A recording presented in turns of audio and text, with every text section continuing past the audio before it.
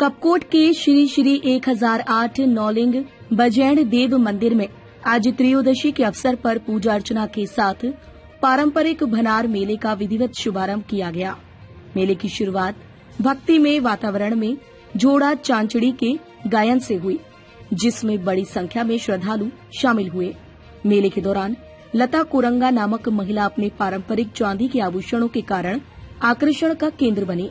उन्होंने बताया कि सोने के बढ़ते दामों को देखते हुए मैंने चांदी के आभूषण पहनना पसंद किया है, जो हमारी पुरानी परंपरा की झलक भी दिखाती है। वहीं मंदिर के समीप स्थित प्राचीन धारा नौला के इतिहास पर पान सिंह कोरंगा ने जानकारी साझा की। उन्होंने बताया कि नौला का संबंध पुराने समय की धार्मिक और सांस्कृतिक मान्यताओं से है। मंदिर समिति के अध्यक्ष प्रेम सिंह कोरंगा ने बताया कि आज मेले का शुभारंभ किया गया है। कल मेला शिखर मूल नारायण मंदिर में आयोजित होगा और अगले दिन इसका समापन किया जाएगा। उन्होंने बताया कि मेले में श्रद्धालुओं की बढ़ती भीड़ को देखते हुए पुलिस व्यवस्था की गई है, ताकि शांति और व्यवस्था बनी रहे। इस अवसर पर पूर्व कैबिनेट मंत्री व पूर्व विधायक बलवंत सिंह भौरियाल, पूर्व दर्जा राज्य मंत्री शेर सिंह गड़िया, पूर्व जिला पंचायत अध्यक्ष विक्रम सिंह शाही, पूर्व ब्लॉक प्रमुख मनोहर राम, पूर्व ज्येष्ठ ब्लॉक प्रमुख हरीश और जिला पंचायत सदस्य श्यामा सहित अनेक गणमान्य लोग उपस्थित रहे। तो हम है अभी बैजनाथ देव मंदिर में, ये भनार क्षेत्र में पड़ता है और यहाँ बैजनाथ मंदिर में आज त्रयोदशी के दिन यहाँ पर मंदिर का जो पूजा अर्चना होती है, साथ में यहाँ आज मेले का शुभारंभ होता है। रात भर यहाँ मेला लगता है। क्या कुछ इस मंदिर की विशेषता है, आइए जानेंगे हमारे इस मंदिर कमेटी के अध्यक्ष श्री कोरंगा जी से। सर, इस मंदिर के बारे में इसकी विशेषता हमको बताएंगे हमारे दर्शकों तक। हाँ, तो हमारा ये बंजारण जी का जो मंदिर है, इनके पिताजी हैं मोल नारायण जी, जिनका बचपन का नाम है मोना ऋषि। मोना ऋषि जो थे एक ऋषि संतान थे। इनके पिताजी की कोई संतान नहीं थी, तो बड़ी मुश्किल से बुढ़ापे में इनका लड़का हुआ। तो जो ऋषि लोग थे, इनके मोल नारायण जी के पिता, उनके बिरादरी में कुछ लोगों को उनसे ईर्ष्या हो गई। तो उन्होंने पंडित जी को ये बताया कि ये मूल नारायण जी है, ये मूलू में पैदा हो गए हैं, ये माँ बाप के लिए हानिकारक हैं, ये बोला गया। तो मूल नारायण जी को घर माँ बाप से अलग करके एक नदी के किनारे सोने के पिछड़े में बहा दिया गया। तो बाद में मूल नारायण जी का जो पिछड़ा था वो एक जगह रुक गया। वहाँ से किसी निसंतानी ऋषि के पास वह रुक गए, नदी के किनारे हुए। तो वहाँ एक ऋषि रहते थे, उन्होंने देखा उसको और अपने घर ले गए। इनका नाम मोना ऋषि रखा गया। एक किंवदंती तो ये है। एक दूसरी कथा ये है कि मोल नारायण जी को जब नदी में बहाया गया, तो नदी के किनारे जब उनका बक्सा रुका, तो उन्होंने नंदा माई, नंदा गोसाणी को स्वप्न में दिया कि मेरे को नदी में बहा दिया गया है और मैं यहाँ अकेला हूँ और मेरे को लेने को आओ करके हिमालय नंदा को स्वप्न दिया गया। तब हिमालय नंदा देवी, नंदा माई जो है, मोल नारायण जी को लेने के लिए वहाँ से अपनी सारी आण बाणों की सेना को लेकर के वहाँ पहुँची और नदी के किनारे से उनको वापस लाए। और वहाँ से आते आते जब शिखर की चोटी में पहुँचे, तो मोल नारायण जी जो है यहाँ इस इलाके से आकर्षित हो गए। उनका मन ये हुआ कि मैं यहीं की पूजा, यहीं की लीक सीख खाऊंगा, ये उनके मन में आया। तो उन्होंने नंदा माई से कहा कि मेरे को प्यास लग गई। तो अब माई जो थी उनको एक जगह रख करके पानी की ढूंढ में चली गई। पानी कहीं नहीं मिला। तो बाद में उन्होंने, कहते हैं, एक मुट्ठी मारी जमीन में, तो वहाँ बेहर छेद हो गया जमीन में और वहाँ पानी निकल गया। वहाँ से पानी लाए और जब मूल नारायण जी जहाँ पर बैठे थे वहाँ पर आए, तो मूल नारायण जी अंतर्धान हो गए, मिले नहीं। तो उन्होंने पुकारा। तो मूल नारायण जी ने कहा, मैं इसी शिला, यही पर्वत शिला में रहता हूँ। और नंदा माई जो थी अपने हिमालय प्रदेश को चली गई। तो धीरे धीरे मूल नारायण जी जब बड़े हुए तो उनकी शादी हो गई। शादी होने के बाद उनका लड़का हो गया जिसका नाम बंजान जी रखा गया। और जब बंजान जी 7 दिन के थे तो उनकी माता जो थी नहाने को गई, इधर कहीं क्या नाम कहते हैं, जहाँ नवोपायत बानी, क्या नाम हुआ गाँव का, वहाँ पर गंगा नहाने लगी बंजान जी की माँ।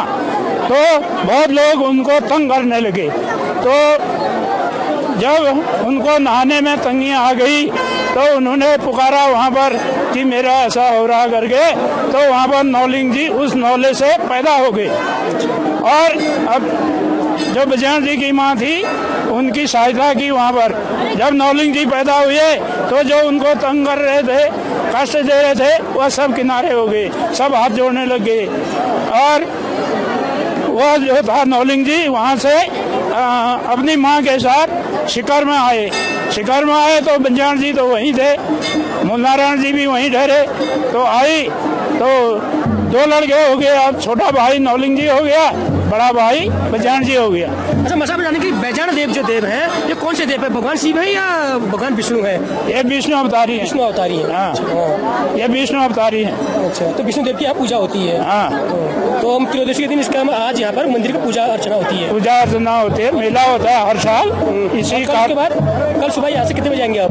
कल यहाँ से हम खाना खा के दोपहर में शिखर धाम को जाएंगे और शाम को वहीं रहेंगे और वहीं पाठ पूजा होगी। रात में नौरत होंगे, डंगरिये नाचेंगे, आरतियाँ होंगी और सुबह उठ के नहा धो करके वहाँ पर आरती की जाएगी। और आरती के बाद डंगरिये लोग उतरेंगे और सारा हमारा जत्था जो है ढोल दमाऊं सब जत्थे के साथ हम वहाँ से निकलेंगे शिखर से सुबह 7 बजे।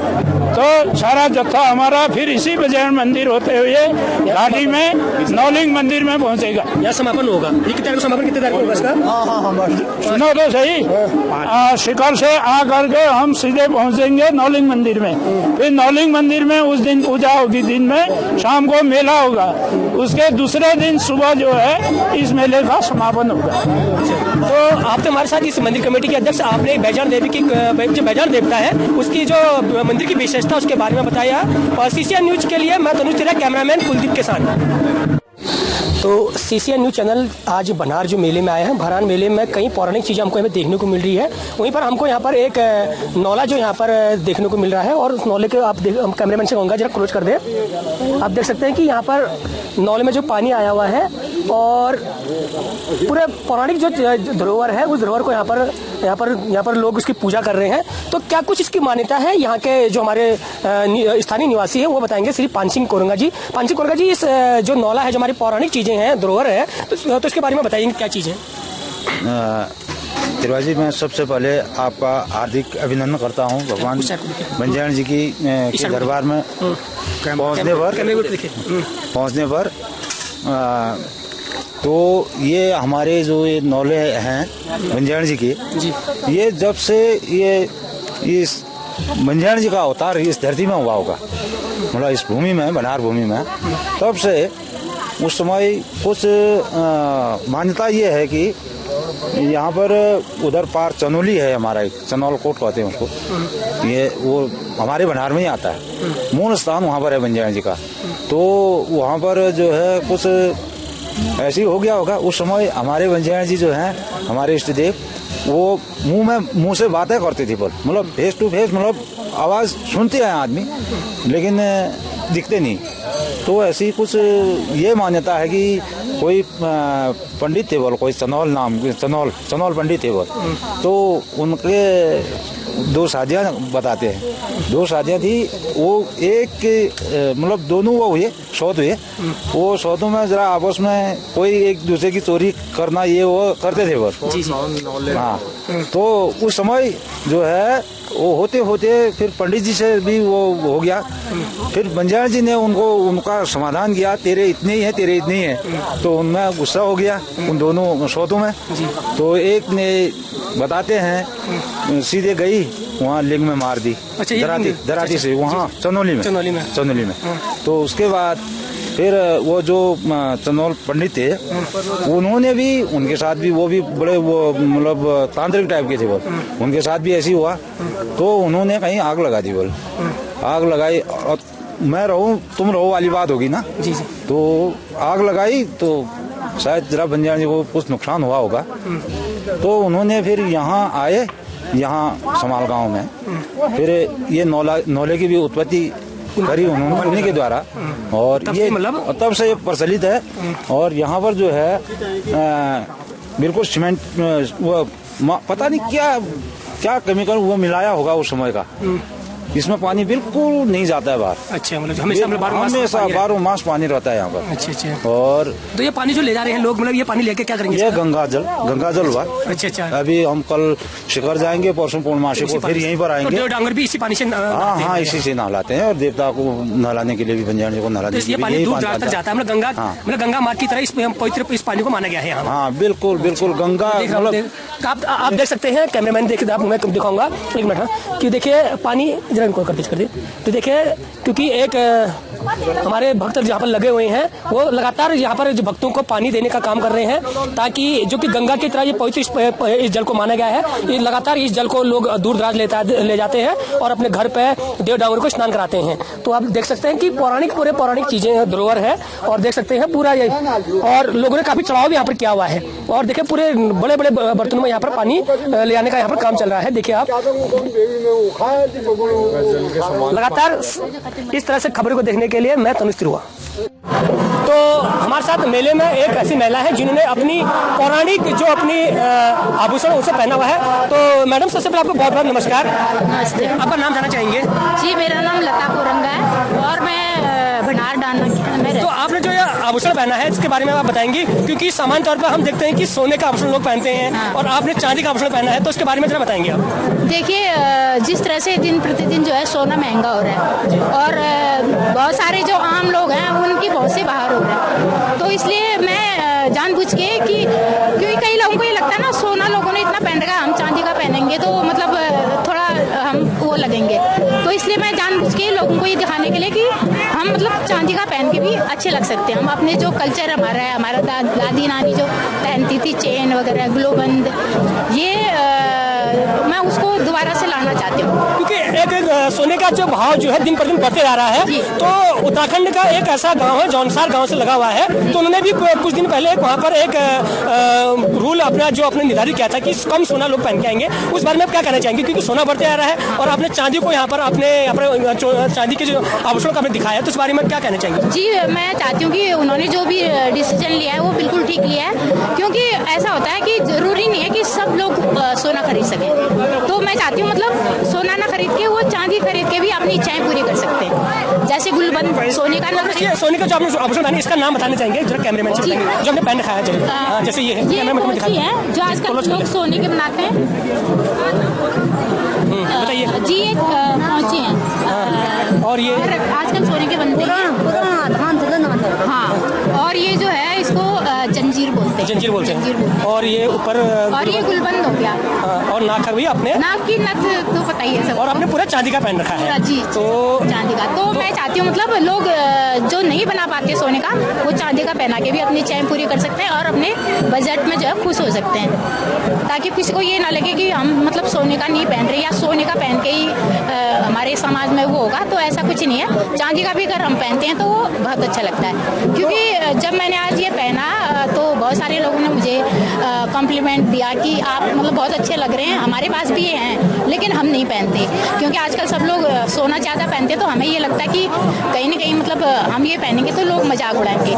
पर मैंने कहा नहीं, मैं आज पहन के जाऊँगी, लोगों को ये कहूँगी नहीं सोने के अलावा चांदी भी जब हम पहनते हैं तो वो अच्छा लगता है और हमारी जो पुरानी धरोहर है उसकी भी याद ताज़ा हो जाती है, तो अच्छा लगता है। क्योंकि अब ये लगभग जो है ये जो चेन खास तौर पे है ये लुप्त हो चुकी है, बहुत कम लोगों के पास मिलेगी और पुराने जो कई लोगों के पास थी उन्होंने बेच दी है, वो बेच के जो है और ज्वेलरी बना दी है। तो लेकिन मैं चाहती हूँ अब जिसके पास भी है अभी ये वो बेचे ना इसको और हमेशा अपने पास रखें। तो आपके हमारे साथ एक ऐसी महिला जिन्होंने कि चांदी के आभूषण को पहनकर यहाँ पर अपने आप को मेले में आई हैं और चांदी के आभूषण की आपको जानकारी भी दी है। सोने का जो दिन प्रतिदिन भाव बढ़ते जा रहा है उसको भी आपने कहीं ना कहीं उसको भी लोगों को आपने समझाया है और आभूषण के साथ बहुत अच्छी लग रही है। CCN न्यूज़ चैनल में अपने बात की आपने बहुत बहुत धन्यवाद। Thank you.